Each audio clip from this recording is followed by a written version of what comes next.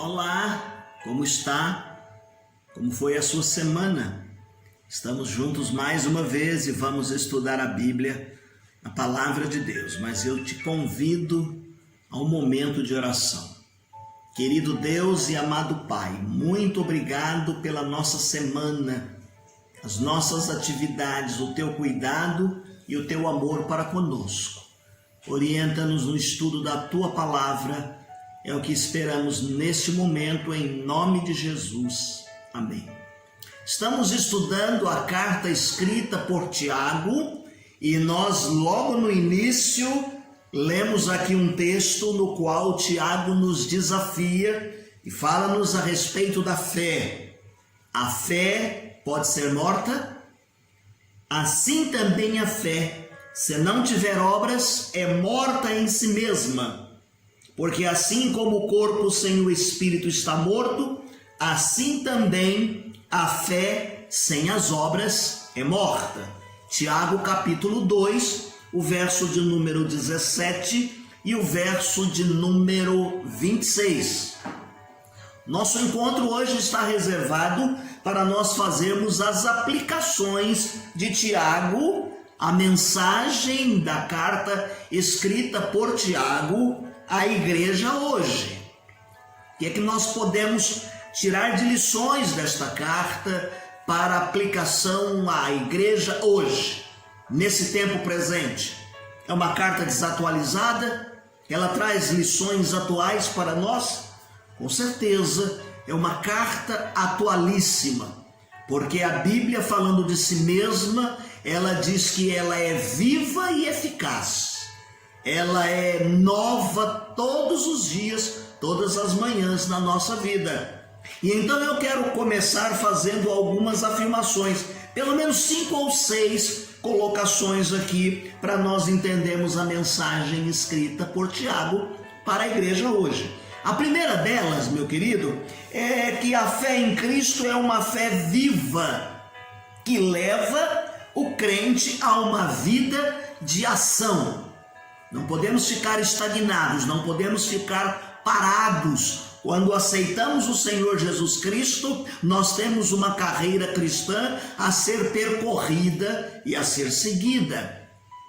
Então, quando você aceitou Jesus como Salvador, você passou por um momento que você ficou muito tenso. Eu fiquei muito tenso. Além do momento do batismo tão emocional, antes das emoções do batismo, nós passamos por um inquérito chamado profissão de fé.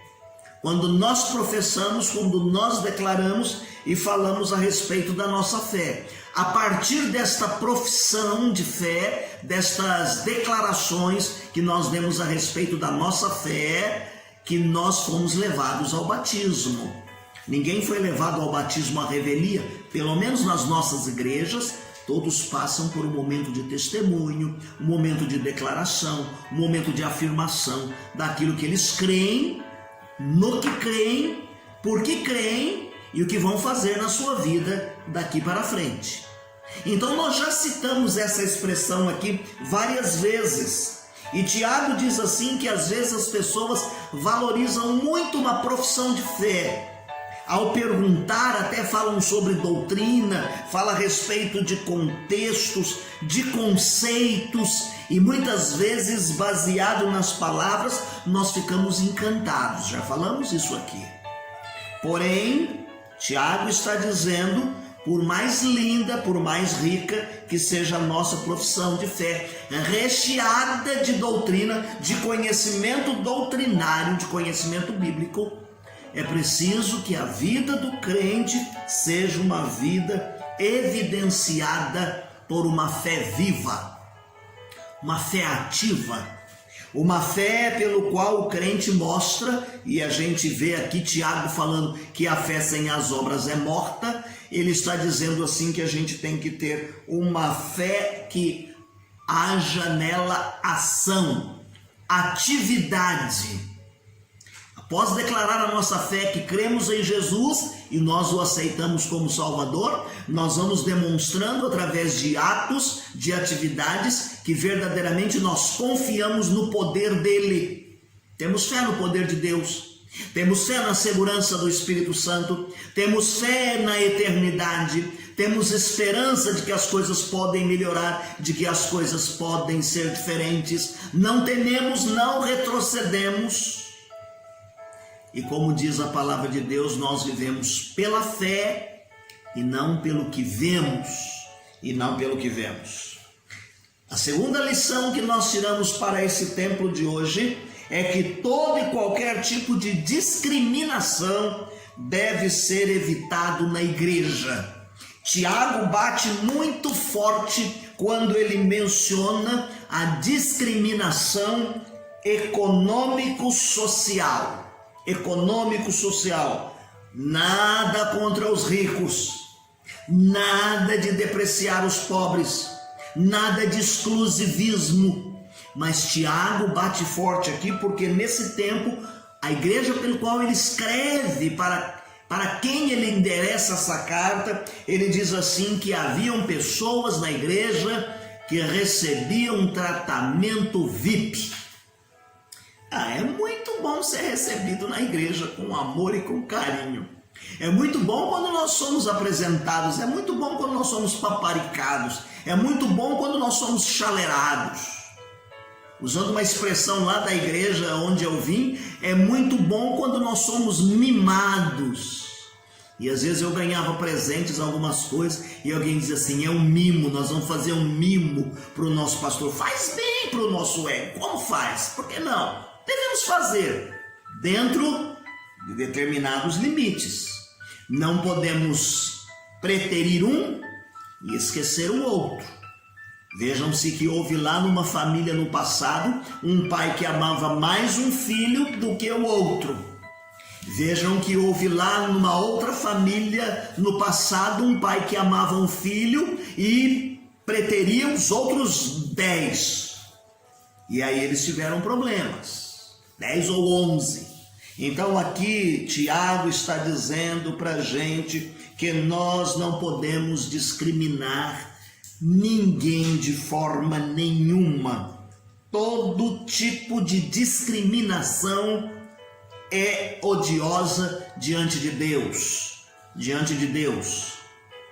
Quando Jesus morreu na cruz do Calvário e o véu do templo foi rasgado de alto a baixo, ele diz assim, agora já não há mais estrangeiros nem forasteiros, mas todos são concidadãos dos santos e membros da família de Deus.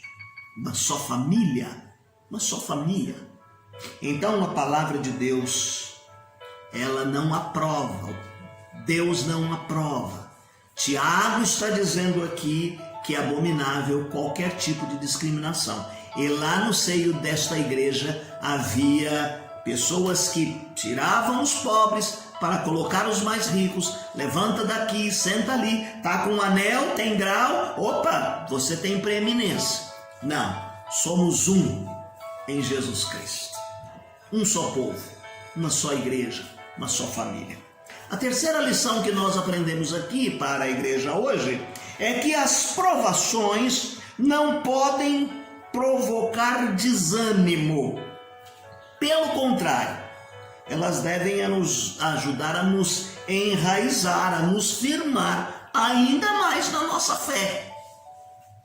Diante das provas, muitas vezes, eu fraquejo. Diante das provas, muitas vezes, eu desanimo.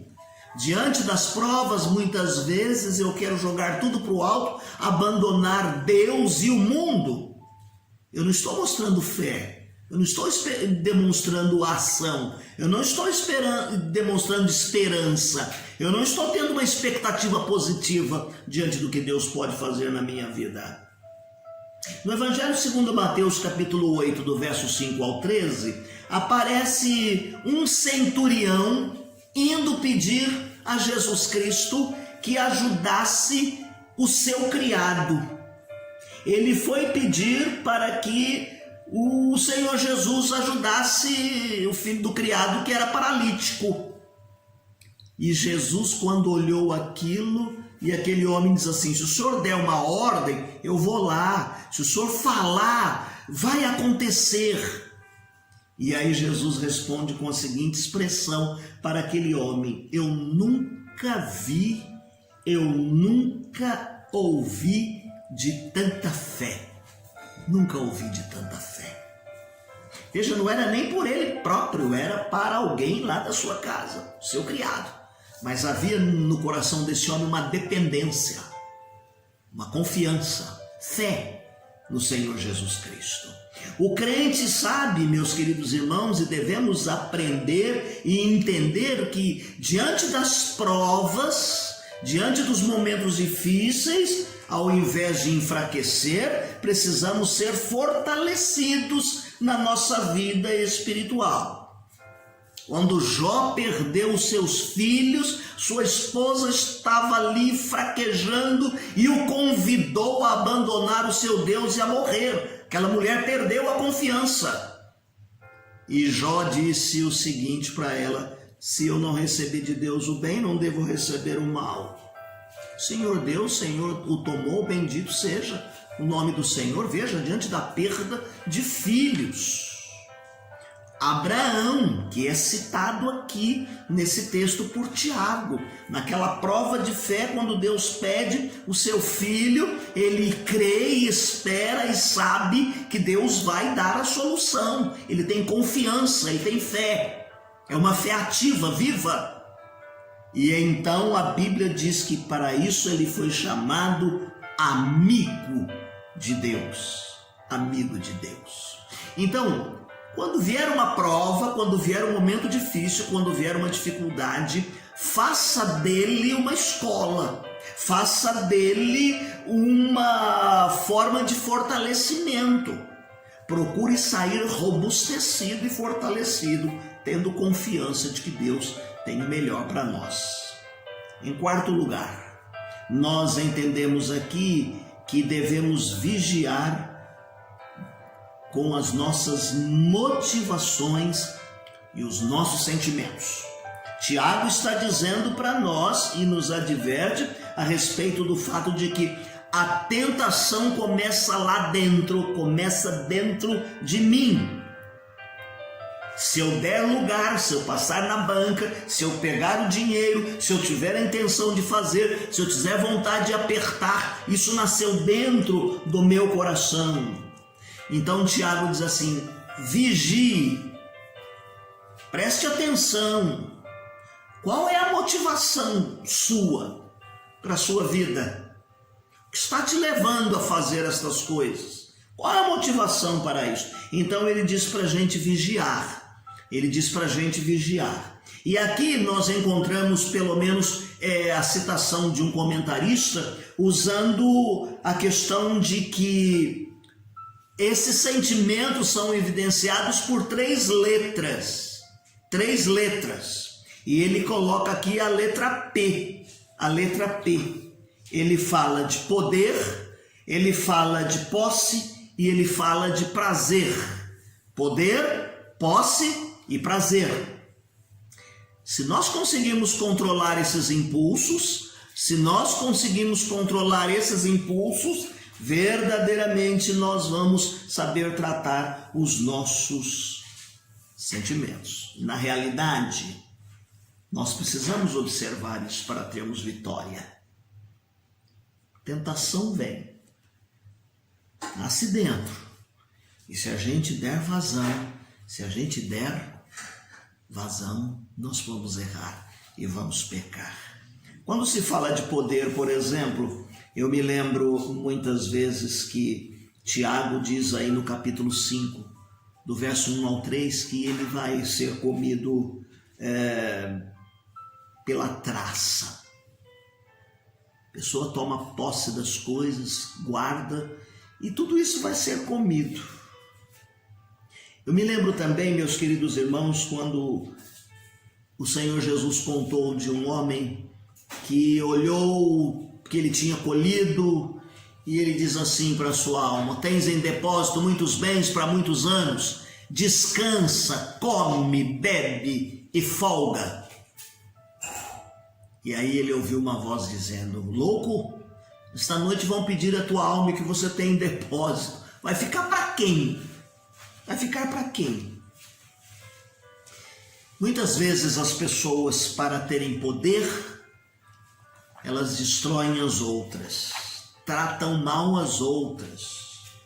Às vezes dentro das nossas próprias igrejas, alguém tem um cargo, alguém tem uma atividade, ou alguém quer ficar em destaque, em preeminência, ela pisa nos outros, ela humilha os outros, ela afasta os outros, ela não trata o seu irmão com igualdade, porque ela quer ficar em evidência, na berlinda, em poder.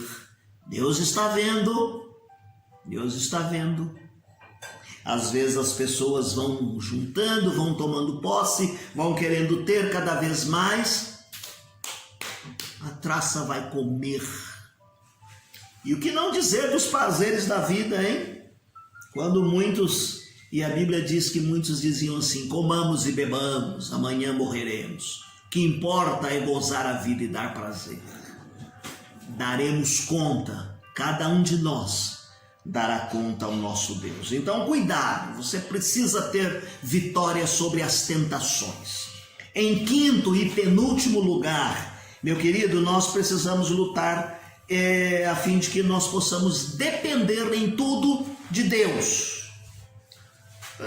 Fala-se em apoderamento, fala-se em autoconfiança, em isso e aquilo, e cursos e estudos para colocar a pessoa para cima, mas é preciso tomar cuidado com o excesso de autoconfiança, porque muitas vezes a autoconfiança demasiada leva a uma independência do poder de Deus.